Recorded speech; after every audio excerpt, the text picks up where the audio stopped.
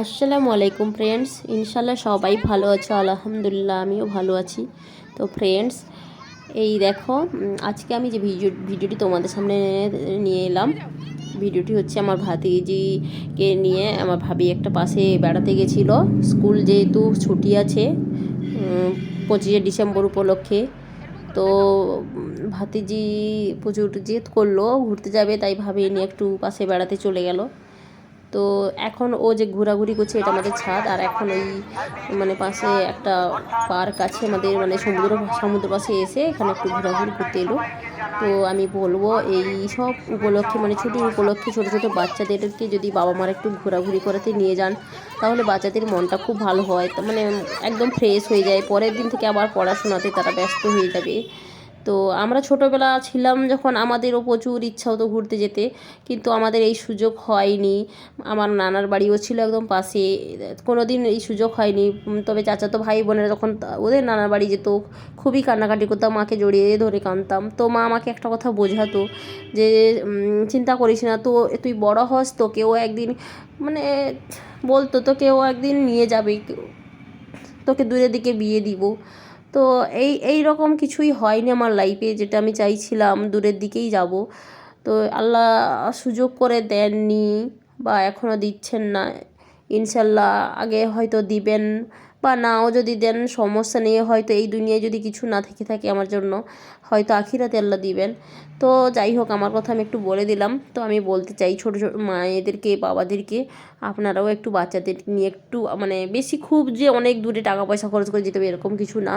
পাশাপাশিও কোথাও ঘুরতে গিয়ে ওদেরকে একটু, ওদের মাইন্ডটাকে একটু ফ্রেশ করে নিতে পারেন। এটার জন্য আমি আপনাদের কাছে রিকোয়েস্ট করলাম। তারাও প্রতিদিনের ঘরোয়া লাইফ থেকে বোরিং হয়ে যায়। এক তো পড়াশোনা, ওদের প্রেশার, এদিকে বাড়িতে এসে ওই বাবা মায়ের মধ্যে হয়তো ঝগড়াঝাটি কিছু না কিছু হয়।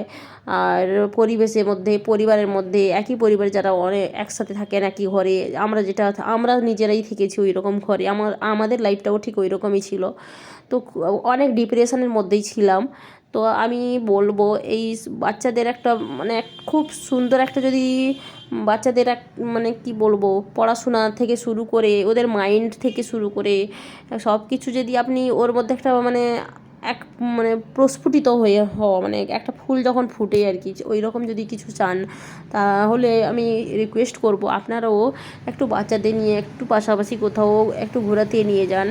একটু ভালো মন্দ একটু একটু কিছু খাওয়ালেন, তারপরে একটু সবাই সঙ্গে ঘুরতে ফিরতে দিলেন, দেখবেন বাচ্চাগুলো খুব আনন্দে এনজয়ও করবে। আর পরের দিন থেকে আবার ওর রীতিমতো ওর লাইফে ওরা আবার যে ব্যস্ত থাকবে, এবং ওই দিনের অপেক্ষা থাকবে আবার কবে ছুটি আসবে, আবার একটু ঘুরতে যাবে।